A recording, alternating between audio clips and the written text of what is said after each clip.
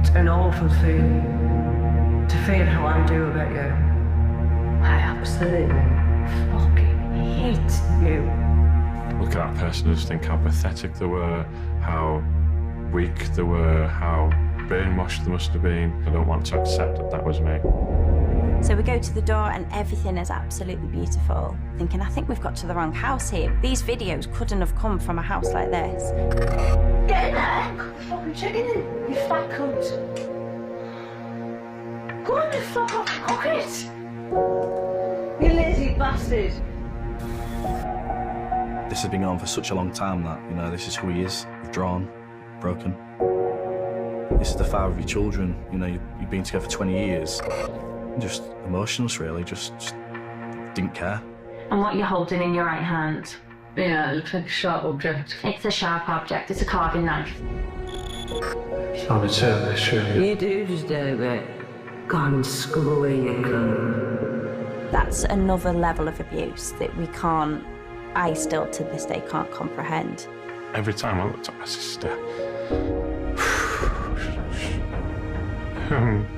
she couldn't look at me without starting to cry. It is the worst case I've seen, without a shadow of a doubt. And I do think, yeah, there's a chance she would have killed him. Did you, Bob? It's shown me that you can go to a leafy suburb with a Jaguar on a 6-figure salary and find a monster within it. Go on, look. Yeah, say it again, do that.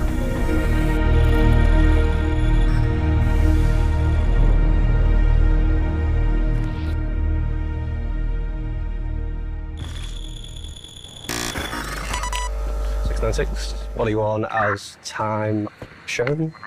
In company 1561.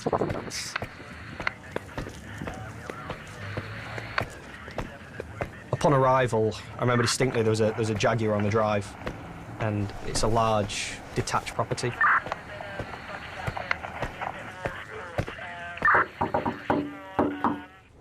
I literally just put the kids to bed, and then there was a knock at the door. I didn't know who it was at the time, so I come downstairs and opened the door, and it was the police. And they said, "Do you know why we're here?" And I said, "Yeah, I think I know why you're here."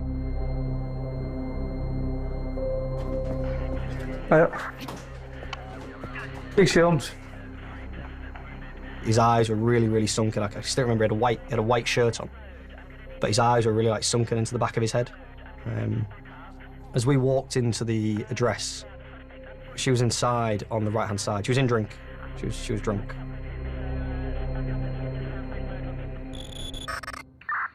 Is it Sheree? Yeah. Yeah, okay.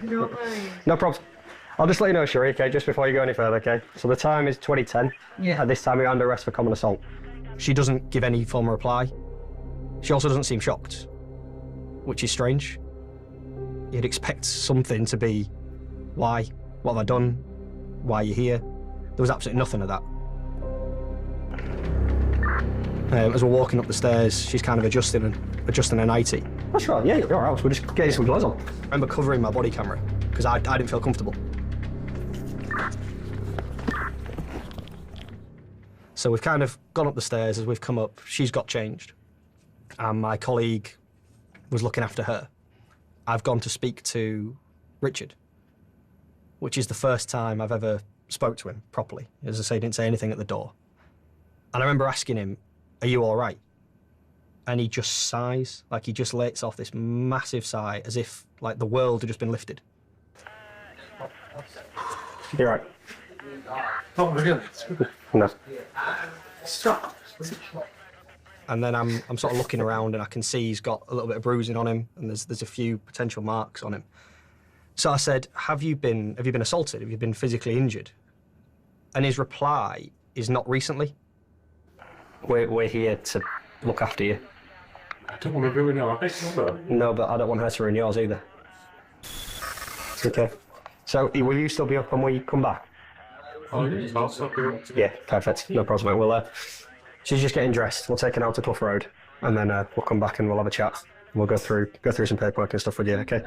I turned around and my eldest daughter was stood halfway down the stairs, and I could see that the police were there. Are your children's there, so a little girl? Can you make sure your children's in bed, please? She's going to be so upset. So I quickly turned around to take her back upstairs, and I took her into the spare room, and she was saying, "Oh, where's Mummy going?" And I didn't know what to tell her, so I just sort of, you know, just going with the police for now, and I just had no answers to give her. Quickly, can you shove me before anyone sees me? Go. Nobody's seen you. You have sick, mate? They haven't. When I shut the door and locked it, I knew that she wasn't coming back.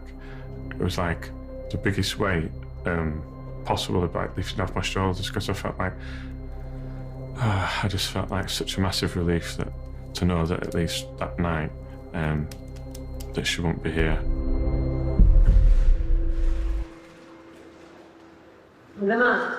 For now, yeah. Yeah, follow us down. No. She's laughing and joking with the custody sergeant. She's being almost, I'd argue, flirtatious with the custody sergeant. Custody sergeant's having none of it. Are you married? Yeah. If your wife tried to divorce you 17 times within a year and 4 months, would you not think, hang on a minute, I'm doing something wrong? And then it's, oh, do I have to go in a cell? Can I have a cell with a window? Can I have a cell?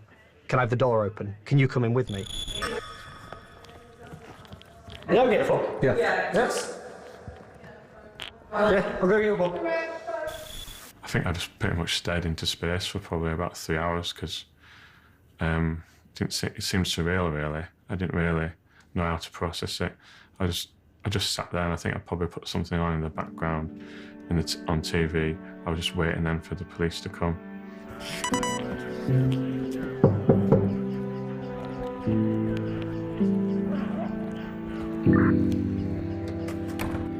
Hey, apologies about the delay.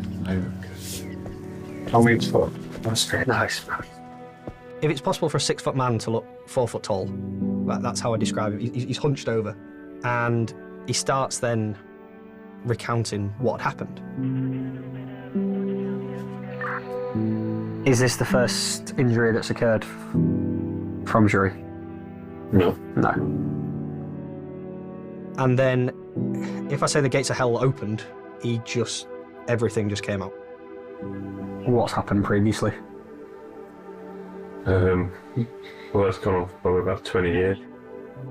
And he recounts 20 years of abuse. It's an awful feeling to feel how I do about you. I fucking hate you.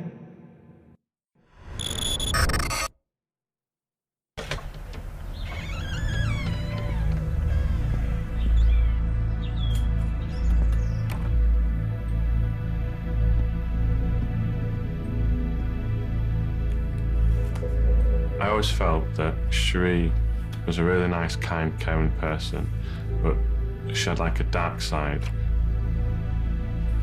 She was like 5-10%. This darkness came over, and she'd lash out and she'd be angry. What's wrong with you? I've told you that. I've expressed how I feel. What's wrong with you? But the 90% of the time, she was kind, she was thoughtful, she was caring, she was fun. She was almost like a perfect girlfriend. But in the background, there was always a thing that she told me about her upbringing, because she wasn't happy with certain things that her dad had done in the past. And it's quite an unstable sort of upbringing. I always felt that, I could kind of make her life better. So pathetically bored about you going, I just hope something changes. Well, what will change? I think the first time I remember any kind of drunken argument, being out drinking and come back to the flat, I remember picking up like a lamp, a glass lamp, and throwing it on the floor and it breaking. And then she was shouting and screaming, and she was pushing me backwards. I don't want you anymore. the lady who'd lived upstairs, she'd banged on the floor Get away from us! because she could hear the noise. So I'd wrote a note apologising, but Sheree wasn't happy about me writing the note and didn't want me to write it, and said, you know, it's normal for people to have arguments, and, you know, we'd had a few drinks, who cares what anyone else thinks? Almost like normalised. It's, you know, it's normal for couples to argue, we've got nothing to be sorry for. You had no manners before. We've fucking learned manners. So the next time I ask you to go and get me, oh, fucking it is. You're gonna jump like a cunt. It didn't ring any alarm bells. I didn't think to myself that, you know, wow, what am I getting myself into? Is this what, you know, my life's going to become, these kind of drunken arguments? And also I thought it was probably going to be a one-off. I felt like we'd get married, we'd have children, I would make her happy. Not save her, if you like, but I just felt like I could be a positive influence to life and make up for the unhappy things in her childhood that she told me about. Well, what will change? You know, being married to you. What will change?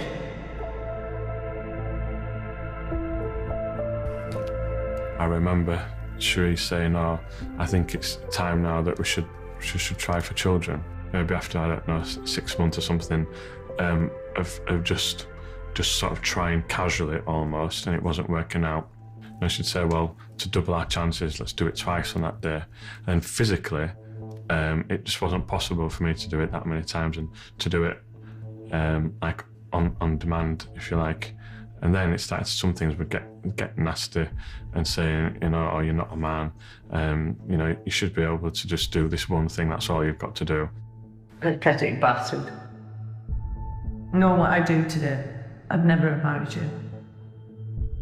The act of having sex, it had become just something that I dreaded, because we weren't doing it out of love, we weren't doing it out of pleasure. I almost dreaded the days when we would have to do it. Went to see a specialist. So the course of treatment which was recommended was IVF. It came as a relief, because I knew then that, you know, we wouldn't need to be having, you know, intercourse all these times. And when it actually happened, you know, it was just a complete joy, and I couldn't believe how amazing she was, and how much love you could feel for something instantly. So I thought, well, that's it now. She's going to be happy.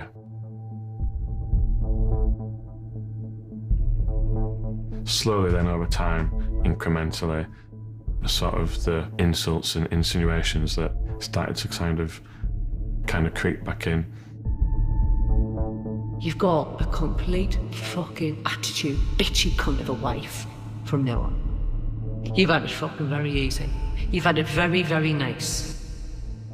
I think probably things that probably affected me more than the physical attacks would be sort of more demoralising things that she would do to me. So in the kitchen we'd quite often have, you know, 12 or more eggs in a box, and then she would get a few of the eggs and she'd crack them on my head, and then she'd like push them into my face, and like she'd be so angry sometimes, like the eggshell would like cut into my skin. First of all, I have to go upstairs and have a shower to get all the egg and stuff out of my hair and out of my clothes. I would feel hopeless a lot of the time after things like that had happened. Keep cleaning, you cunt. Go on, you dirty bitch. Go on, keep scrubbing, man. Scrub away, you bitch. And I would think sometimes, I don't know how it could have got to this, how could it have got from the start to being just so out of control and so horrifically bad as it had got. So I have trouble remembering a lot of specific incidents when Sheree attacked me. But one of the incidents I do remember, I think she'd been drinking. I think she maybe had a couple of bottles of wine maybe that day. Go fuck. Go fuck. Go fuck. Do something. she started getting angry about something. I can't remember what it was. It would be something I'd done or I hadn't done. And then she just kind of got up off the sofa and she'd picked up the wine bottle. She'd come round and hit me on my ear with the wine bottle. Sheree, fucking move at my face then. Fucking get out of it! You fucking ugly bastard. I basically just almost ran away and went upstairs into the spare room. I took some pictures of the injuries because even for her it had gone further than it normally would.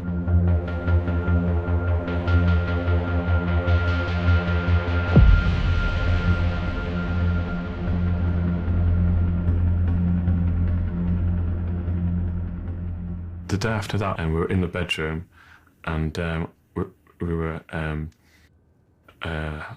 just chatting on the bed, and then I can't remember what it was. I'd said something about that I wasn't happy about. I think I'd said my ear was really hurting, and I can't believe she'd hit me on my ear on the head with a wine bottle. And then she sort of warned me and said to stop talking about it, because if I didn't stop talking about it, she was going to do something worse. And while I was on the floor, she bent down and she started punching me, and she started punching me in my ear that she'd already injured. And I was like screaming out in pain because it was like the most painful thing I've ever experienced, because it was already swollen, it was already damaged. And then she was punching it and I was begging her to stop. I was literally begging her to stop, saying, not my ear, just stop it. I was begging her to stop. And then she started kicking me in my ear. And then I will have been screaming by that time, because the pain was like not just the worst pain I've probably experienced. And then she said that if she wanted to, she could go into the bathroom and she could smash her face in the mirror and get some of the glass and then cut herself with the glass. And then she said I could ring the police, or I'll send a picture to my friend. I'll take a picture and tell it to a friend or a neighbour and say that you'd done it. And then she'd say, and once I've done that, and I'll be able to get a restraining order against you so that you won't be able to see our baby. And then she'd go over to the window and she'd open the window really wide, and then she'd shout out the window, Richard, Richard, stop it, you're hitting me, stop hitting me. Hitting me all the time! Hitting me because you're drunk! Because if you want me to be a cunt, Rich, I have been silent. And then she'd close the window, she'd come back up to me and say, there, and she'd say, you know, I'm much cleverer than you, you'll never win. And then something just changed in me then. I thought, well, there's no way I'm gonna let that happen. So I thought, well, I'll get my own evidence then.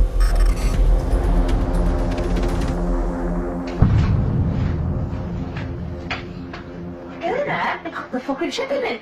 Get in there and cook the fucking chicken in, you fat cunt. Go on the fuck off and cook it. You lazy bastard. But you haven't, have you? That's the point.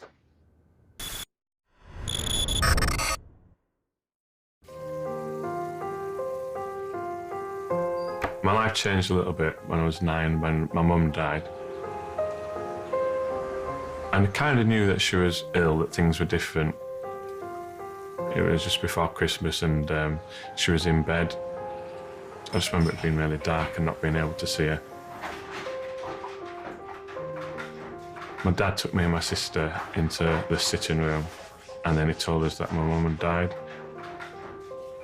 And it was almost like a physical pain, almost. I remember what it was like, and that I was fighting it, like not holding back the tears. I don't know if I thought it was show weakness or because I was a boy that I shouldn't cry. But then when Sheree would say all these horrible things to me, I think I did the same thing.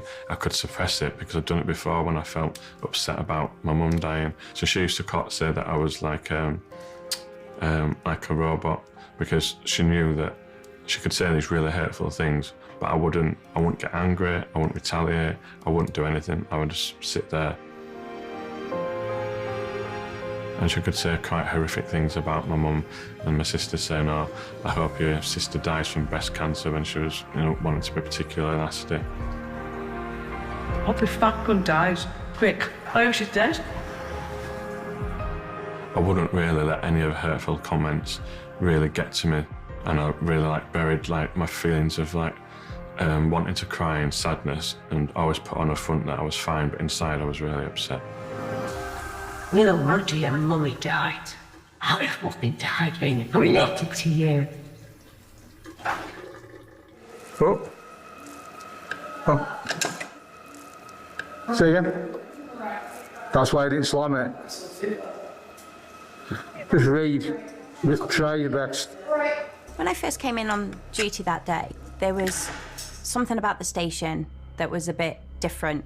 My colleagues who were the arresting officers, they were still on duty, which was unusual. And there was just something in the air about this job that really, really touched all the officers that had been working on it overnight. So when I came on, there was already some energy about it that was different to all the other cases that I've dealt with before. To have the videos with us to prove and back up what Richard was saying is quite a unique situation to be in. Fucking created, fucking get your grey pews tight. Pass it a call. Is he grey yet? 9 days, is that? 2. The first video I watched, I had to pause several times. I had to collect my emotions, my own emotions. Even when my second officer came to help me with the interviews, he could already see that I'd welled up in the morning. So there's something about those videos that I just really, that I really found emotive, really. And I struggled.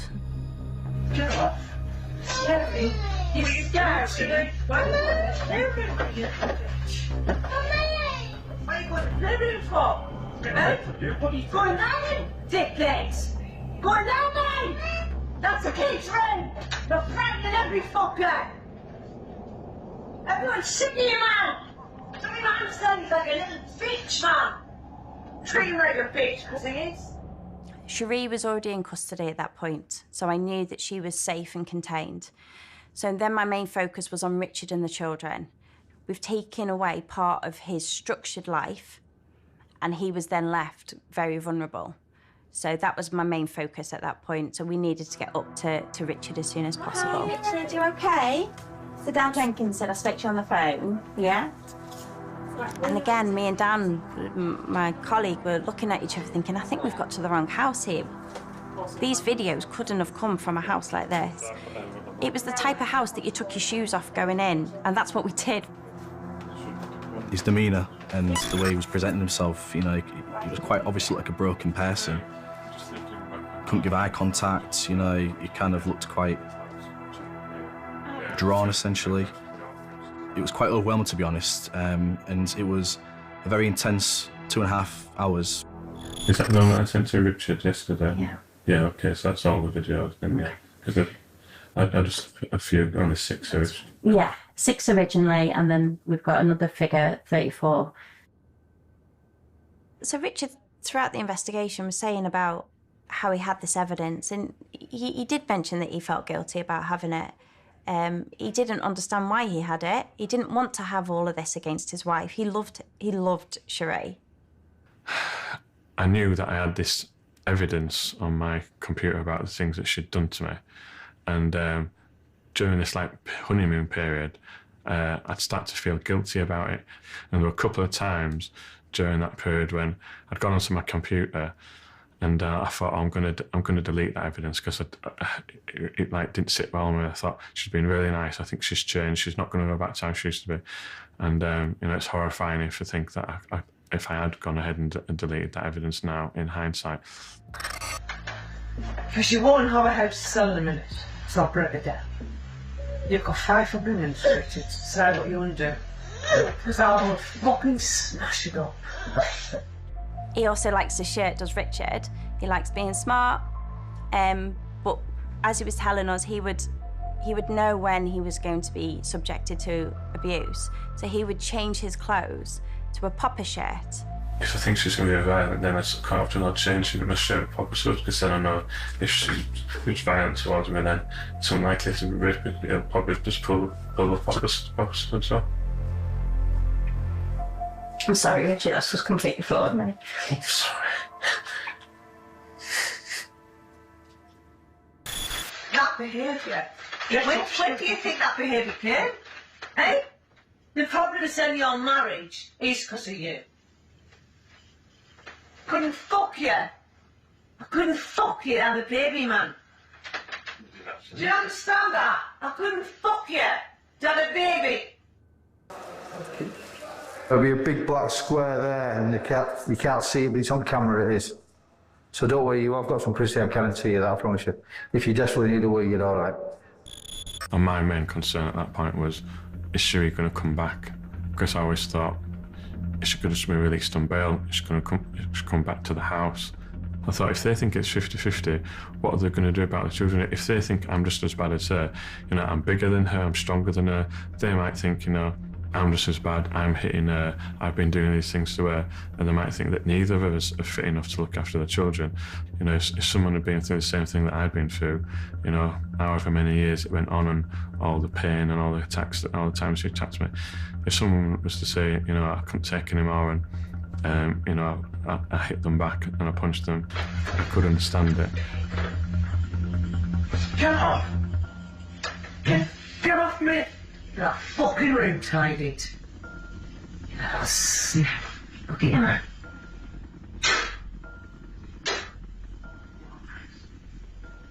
When the pain got too much, I would hold the hands down, and then I would physically restrain her, whether it's on the chair or possibly on the floor. If it should be, depending on what situation, I'd hold her down. And the problem was that whenever I let her go, the fact that I'd been held in her and I was controlling her in her mind stopped her from hurting me and doing what she wanted to do. She would be 10 times angrier than before.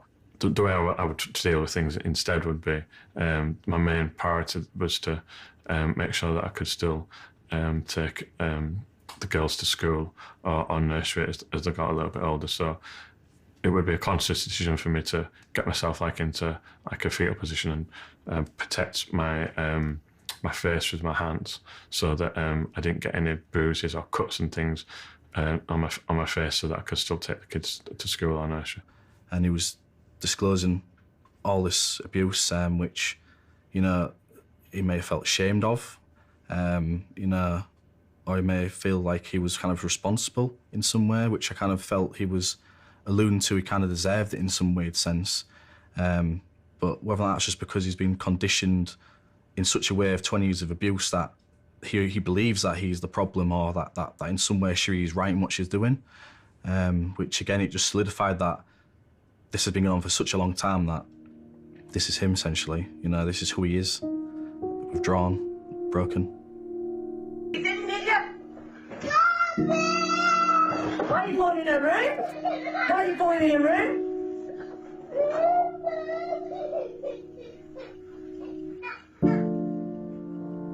The videos, to an extent, they showed normality within a home, and no sort of abuse like that or domestic incident should ever be normalised. Those girls were comfortable in the house, they were happy, and yet all this horror was going on around them, and they would still play on their pads, and they would still go to their dads, and they didn't seem distressed, and yet what I was witnessing was very distressing to me. Oh, cunts.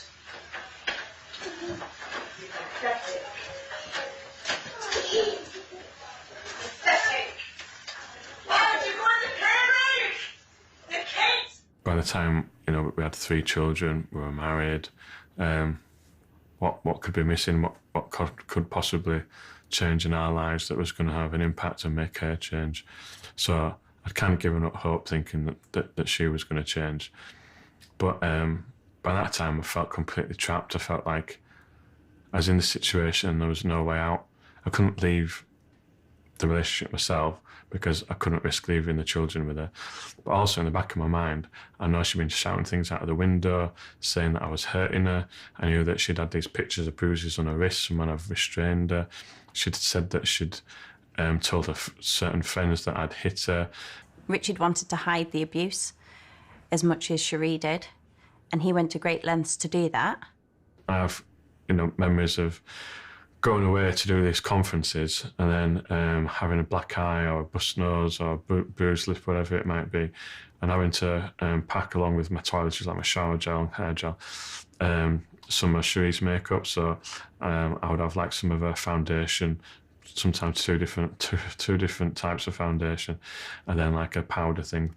I just think it was like, look at that person, I just think how pathetic they were, how weak they were, how brainwashed they must have been, and I don't feel like that's me. But that's why I disassociate it from myself. I think it's a kind of disassociated memory. I don't like thinking about it because I don't want to accept that that was me.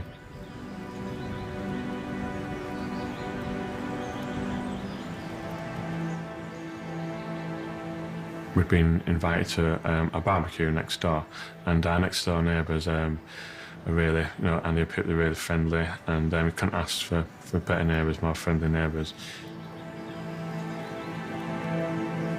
And so Richard arrived with the 3 girls, and he said, "Oh, Sheree's probably not going to come until later." We said, "Well, that's fine." And so the evening wore on, the children were all playing, and we were all sort of chatting, just relaxing. And then suddenly, over the fence, Sheree's face appeared. I mean, she looked a little dishevelled, the hair was in a bit of a mess.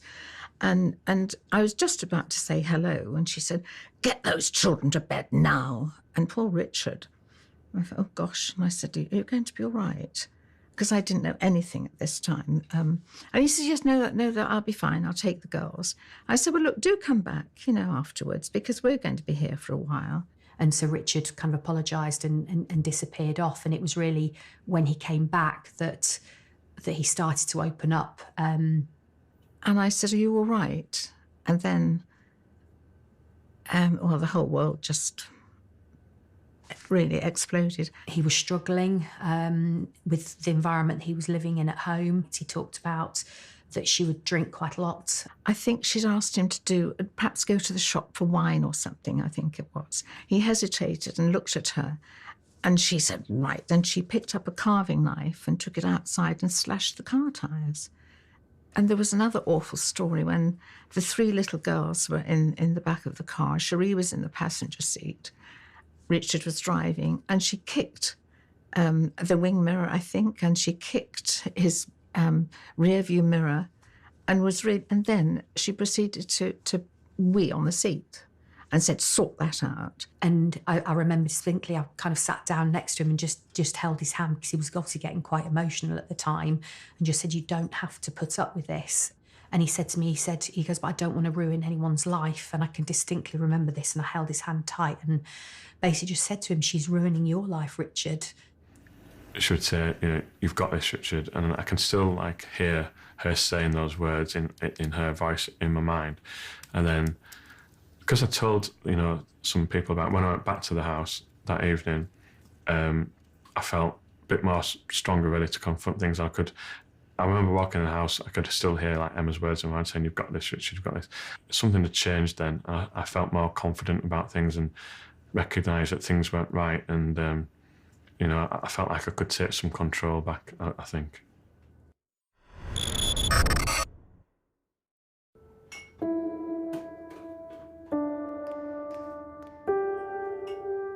I started to feel relief. It was such a relief that I told someone about it and listened about it, and it just felt, I don't know, I felt relief to know that someone else knew what she could be like, and she'd done that many hurtful things to me. I don't think I didn't love her anymore, that anyone could reasonably call love, but I did still care about her. I didn't want anything bad to happen to her. I didn't want her to get into any trouble. I just wanted her to stop hitting me and to stop being verbally aggressive towards me, and I just wanted the abuse to stop.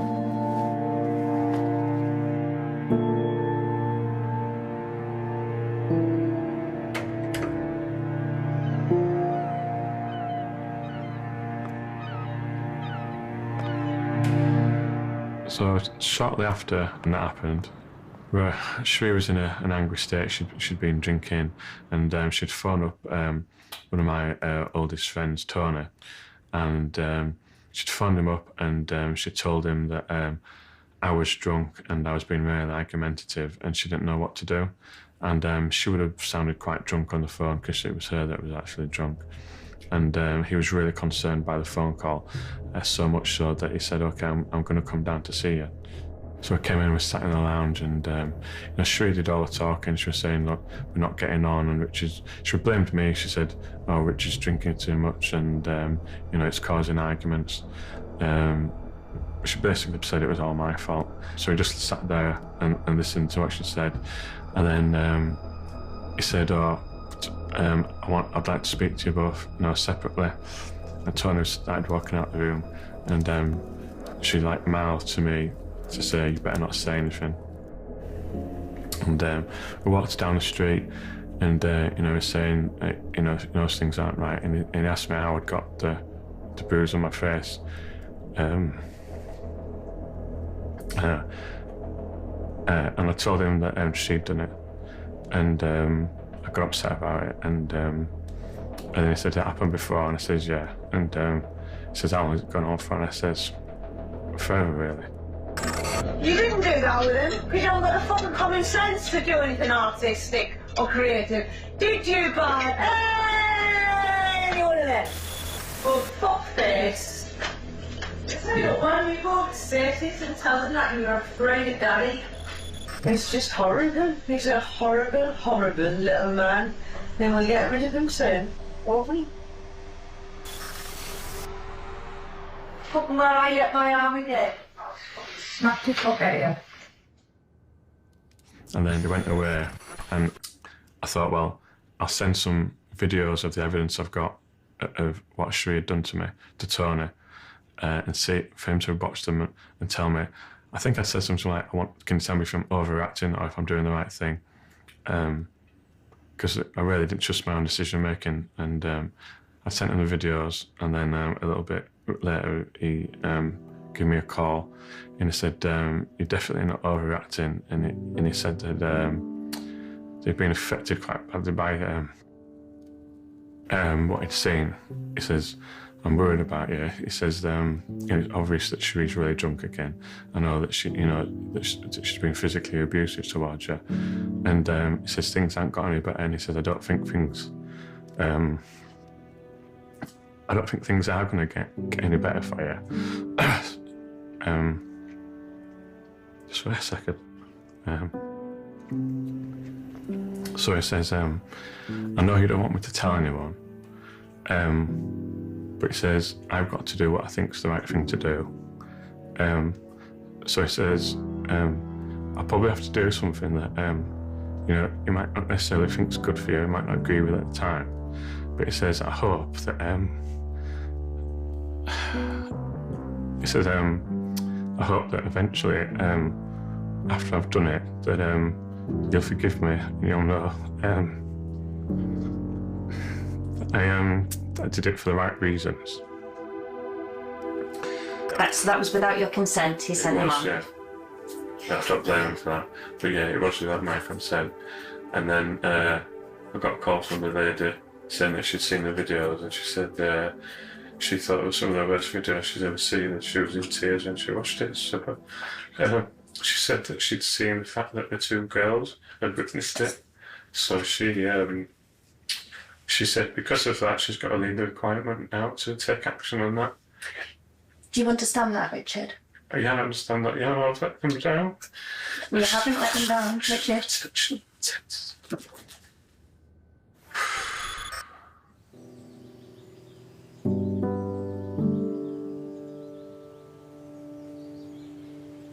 I would analyse the kids myself, and I got to think I probably got to a point where I would over-analyse things. So a lot of the things that behaviours they might have, and normal parents would think it would be just part of growing up. I can never think that, because I always think, is it just normal part of growing up, or is it because of what they've witnessed Sheree do to me, or what they've heard Sheree do to me?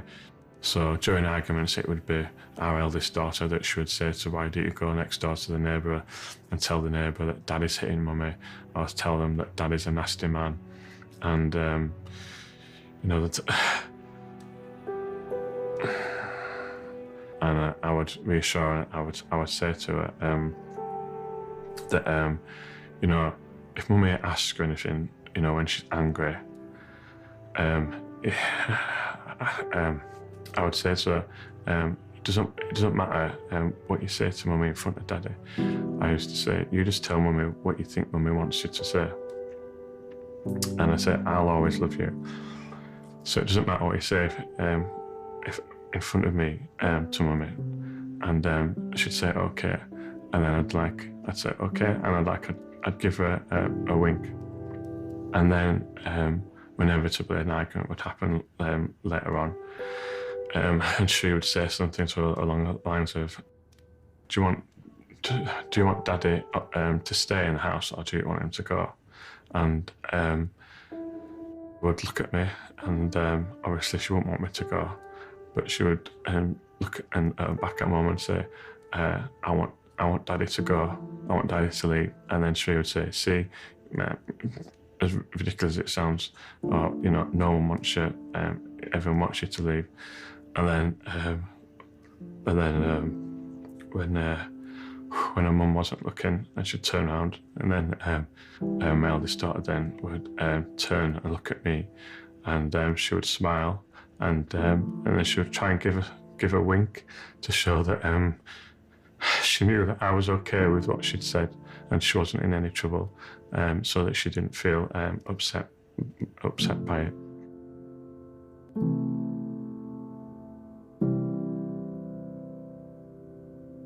I believe he even told me once, had she have just left the abuse behind closed doors from their children, had she have just kept it separate, he wouldn't have got anyone else involved, because he felt like he was handling it. He felt like he was in control of it. He felt that he could put up with the abuse if it meant that he got the family life that he wanted and that he felt like he deserved. So he was happy, to an extent, to continue their dysfunctional family if it meant that he had a family to go home to.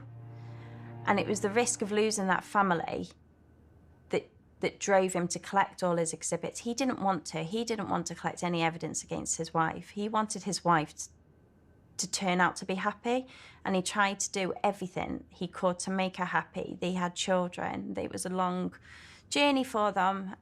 He worked really hard. He had a really stressful job. She had a stressful job as well. You know, they were both working hard to get to where they wanted to be, but they never seemed to be able to reach the destination that they were getting to. And they never got to the stage where Sheree was happy. Despite Richard, that's all he wanted to do.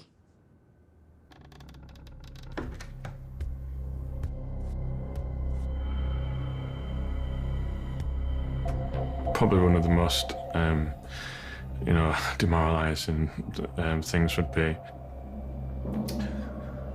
we're in the bedroom, and we were sat on the bed, and she told me to get off the bed, and she'd bought the bed on her credit card, and she said that bed belonged to her, so I didn't have any right to sit on the bed.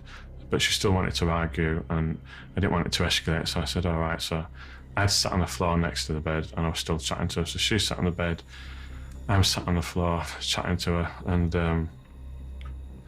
then she said, oh, she needs to go to the toilet, or she just got up to go to the toilet. So she went in the bathroom, and then I was just sat on the floor, facing away from where the bathroom was. And then the next minute, like, Sheree was like kind of on top of me, and then I didn't really know what was going on. And the next minute, I realised that she defecated like on my head. Trying to tell this, Sheree. You do deserve it. Go and scrub away your cunt. Clean my shit up. To get to the level of defecating on your husband and hitting him with a wine bottle at 10 o'clock in the morning, that's another level of abuse that I still to this day can't comprehend. Yeah. No worries. Keep everything locked, Richard. Yeah. Okay, take care.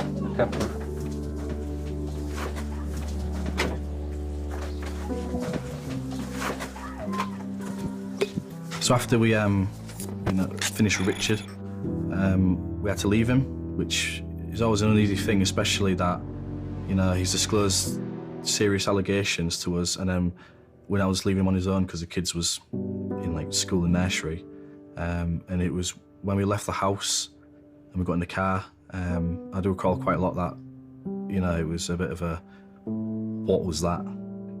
They left, and I just felt relief, really. I just felt like I'd done the right thing. I was really happy. I spoke to Tony on the phone and just told him how thankful I was, and I couldn't believe they'd done this for me. And he was saying, like, I told you, things would be all right. And then he says, as long as you're still my friend. And I just, I said, yeah, of course I'm still your friend. I was just so thankful for what he'd done. And the next memorable thing after that was when I had to tell my parents about what had happened. So I rang my dad, said hi, Dad, and would have been able to tell that obviously I was upset on the phone and asking if I was okay. And I said, Sheree's been arrested. And he said, oh, what do you mean, what she been, why is she being arrested? And I said, it's because of things that she'd done to me. The next morning, so I knock at the door, and my parents were at the door, and my youngest sister was at the door, and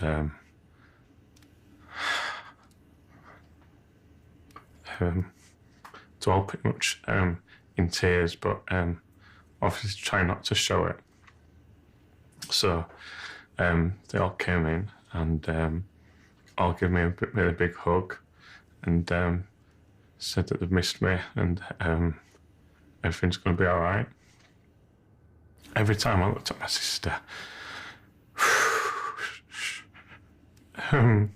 she couldn't look at me without starting to cry. The tapes are recording. We are now being recorded for this interview, okay? So date is Thursday the 17th of June 2021. We're in an interview room at Clough Road Police Station. The interview with Sheree is really interesting, really fascinating. She was respectful. Initially, she was quiet, but she had a bit of dignity about her. You could say. The first opening question is, "Tell us about what's going on." And it really took me back, really, what Sheree was coming out with. He's a secret drinker. I've begged him not to do that. I mean, he fell asleep with my baby on the chair. He said he leaves the baby gate open, which I'm concerned about. So Sheree's primary complaints about Richard was that he was unsupportive. He was working a lot. He was drinking a lot. There was not one thing, really, that she said positive about Richard. I'm sick of him making threats. I've tried to divorce him 10 times or 11 times last year. I'm sick of him saying, I'd rather pick and kill you than divorce you. Sheree did very early on volunteer that there was abuse within the house, and she said it was more tit for tat. Are you afraid of Richard killing you? I don't think he would, but when he's drunk, he's violent towards me. For a suspect to acknowledge in a suspect interview that there has been abuse, you do take a step back to that because we're not used to that sort of side. He's gone for me and, put me on the floor or, push me through the baby gate. She was initially trying to explain that she's the victim, that it was Richard who abuses her, controls her, and we've locked the wrong person up, essentially.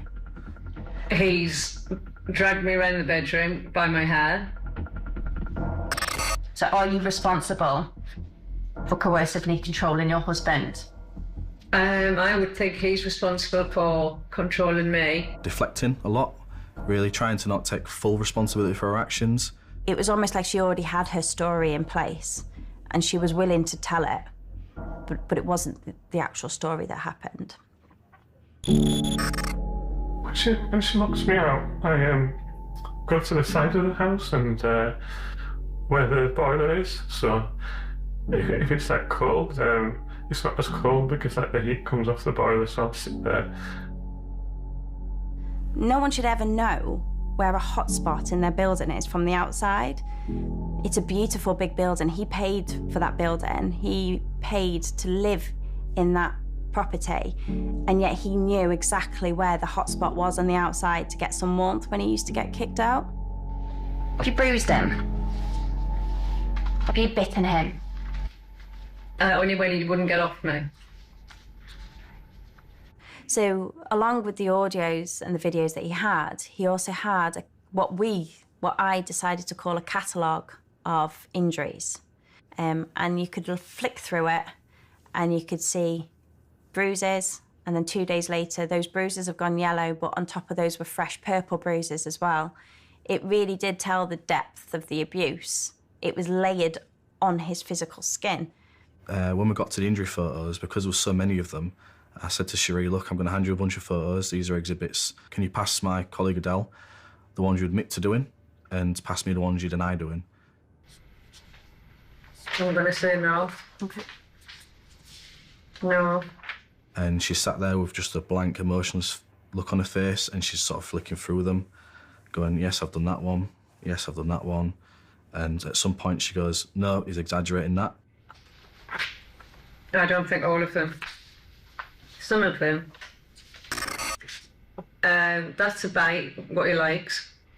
So there was bite marks, and she said that was something sexual that her and Richard were into, or there was cuts or on his wrists. And she said, oh yeah, because I had to restrain him because he was lashing out at me. That would have been where I've tried to push him off me. And all this time I'm kind of sat there thinking, you know, this is the father of your children. You know, you've been together for 20 years, and, you know, having seen these injuries quite detailedly laid out to her as well, that, again, just emotionless, really, just didn't care. Yeah, I lost him an eye on that one. Threw me phone at him.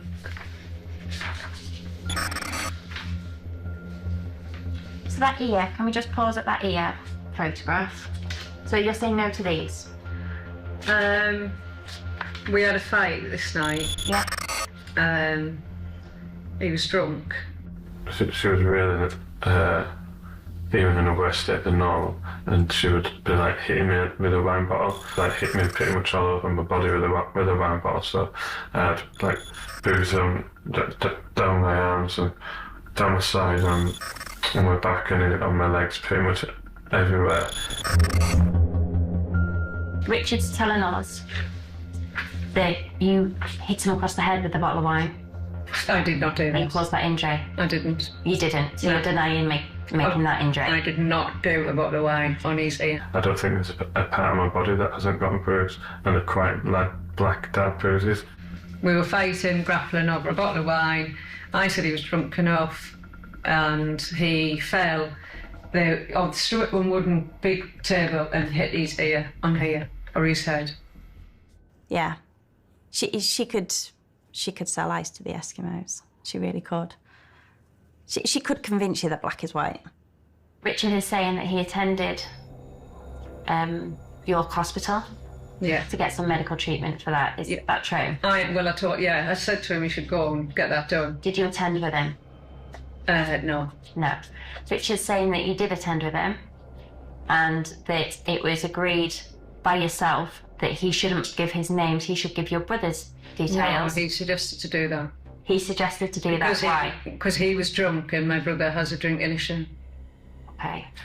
But she did also warn me that if I didn't give her brother's name, that she wouldn't let me back in the house. Richard said he was scared of you, and you told him to give your brother's details. I didn't tell him. It was his idea to give my brother's details. To cover up what's happened, which is you hitting him with a bottle of wine. No. She said it with such conviction.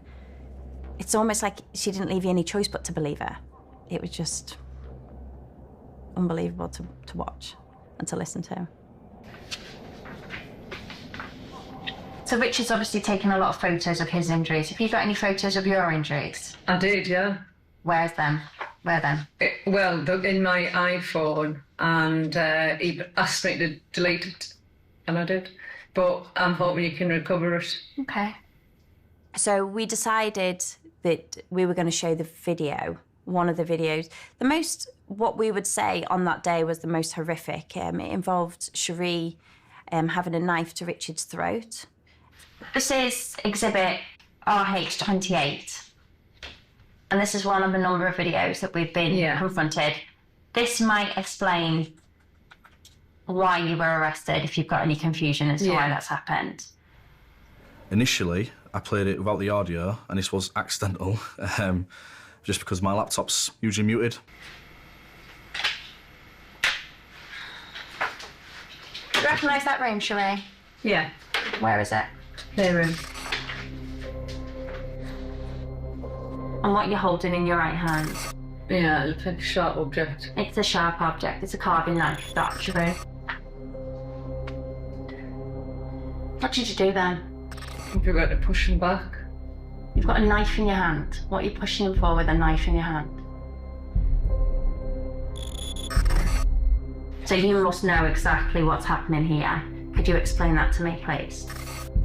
I wanted to give him it, because he had threatened me, that he wanted to kill me. He'd rather kill me than divorce me.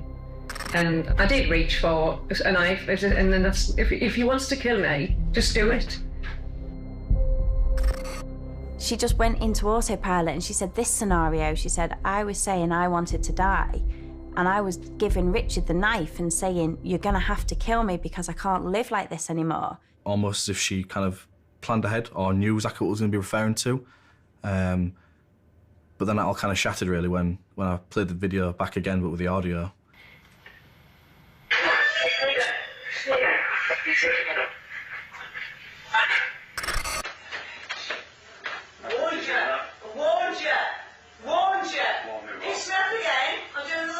Stop by doing what's food. I said I'm cool at the shop, why did you have to do that? No one said that. Fucking attitude, man.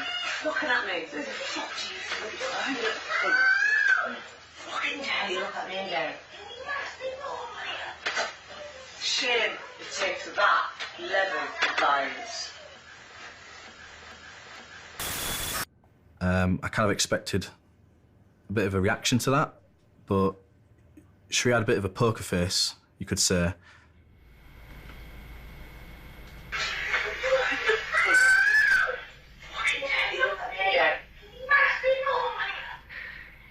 You sound like you said, don't you dare fucking laugh at me again. Was it Richard laughing at you the reason why you went towards him just then? Well, I don't know. It's just, all I can say is that he's been making threats and I've reacted.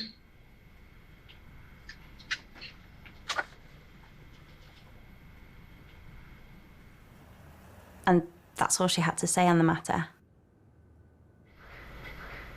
Interview concluded. Time by my watch is 7:17.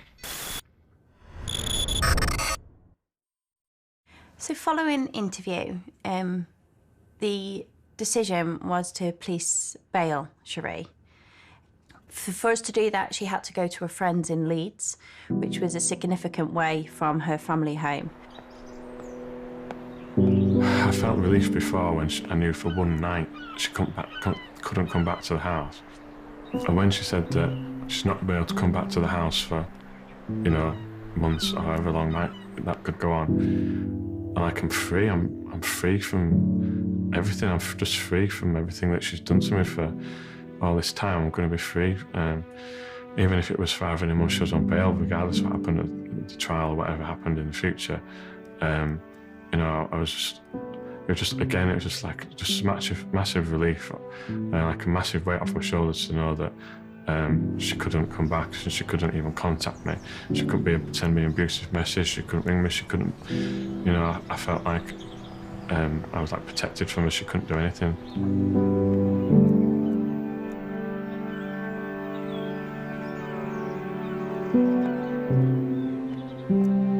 And when I bailed Sheree and I told her that this is what's happening and she was getting taken to Leeds and that Richard had packed an overnight bag, she turned to me and she goes, well, I hope he's packed my hair straighteners. And I just thought that was so weird. And yes, I am impartial, but there was just something in me that just had to say to her at that moment in time, your children are okay, by the way. She never, for the entire duration, she never asked how her children were or where her children were. And I just felt I couldn't help myself but bring her back down to reality, really. It's not about hair straighteners. You know, we've got a bigger picture. We've got your children. We've got the care of your children and the future of your children in this investigation. And all she wanted to talk about was her hair straighteners. And the following day when I spoke to Richard about her overnight bag, because he said, how is Sheree? I bet she was really emotional. I'm really worried for her. Even after she was arrested, even after he's opened his heart and told us everything that's happened for the last 20 years, his main concern was making sure that Sheree was okay the following day. So I had to, again, there was almost like a reality bump situation going on. I had to bring him down a bit. And I said, Richard, I said, she's not bothered about the children or about you. There was no emotion there. She asked if you'd packed her hair straighteners. With that, Richard burst out crying. And I'd only seen him for 10 minutes that morning. And I was like, gosh, if we're crying already, it's going to be a long day. But he said, I did pack her hair straighteners. He said, I knew exactly what she wanted me to pack. And he goes, and that's why I packed her hair straighteners. So in this twisted, dysfunctional family, Sheree and Richard knew each other so well, and they were so intertwined in a really twisted way, that he knew exactly where her thoughts were going to be that day. And she knew that Richard wouldn't let her down.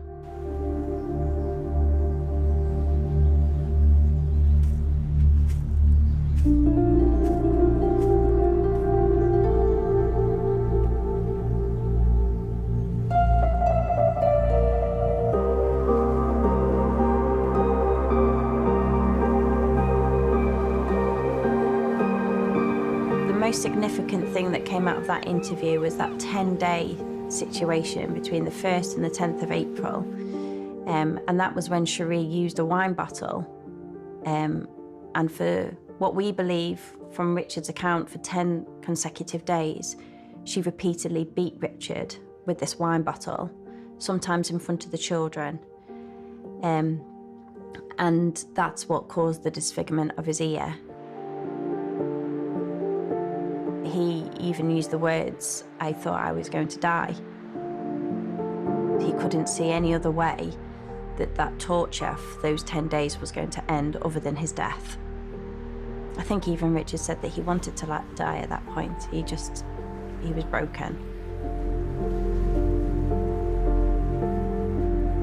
I'd picture the switch on the wall, but in my mind, I would imagine that if I pressed this switch, that like it would just be a blinding light almost, and instantly, like I would be almost absorbed into this bright light, and I would just disappear into this light, and then disappear from the world really.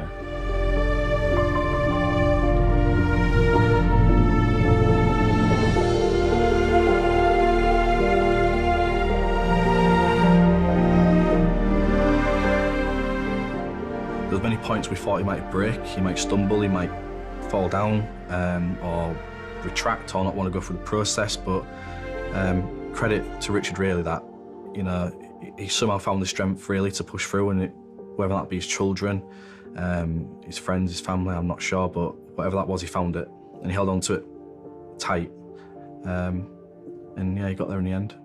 Up until that very last day, Sheree was telling people that she was still the victim. She was attending victim classes, and she was recalling events that was happening at her home, but she was twisting the role so that she was the victim and Richard was the suspect.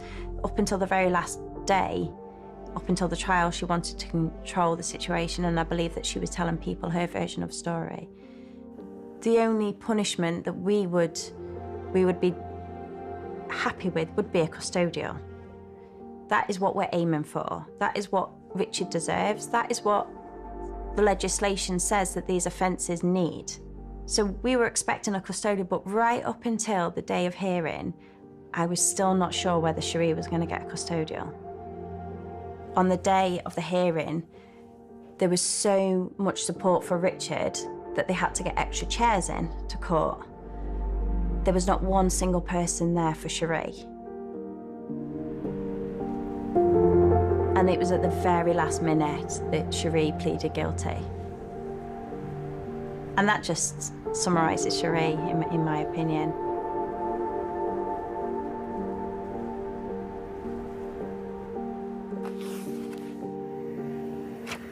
When I look at these pictures now, it's almost looking at two different people, really. It's not the people who we are today, I guess. I don't feel like she ever planned to hurt me. I don't think... I think in the beginning, I feel that, her feelings for me and her thoughts were genuine at the beginning. And I think things got the better of her over time. The need for her to control me kind of grew. And I think I was just there for her to take things out on. I don't have any anger towards her. I don't really have any strong emotions towards her. I guess I hope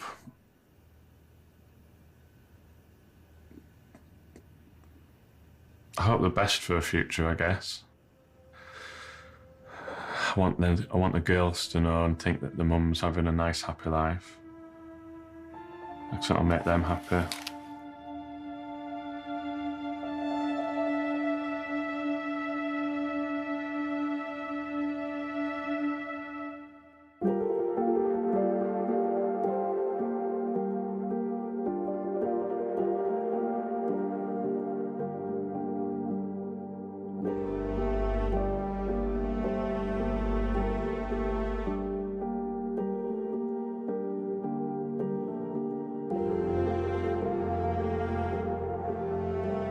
If you or someone you know has been affected by any of the issues raised in tonight's programme, please go to channel5.com/helplines for information and support.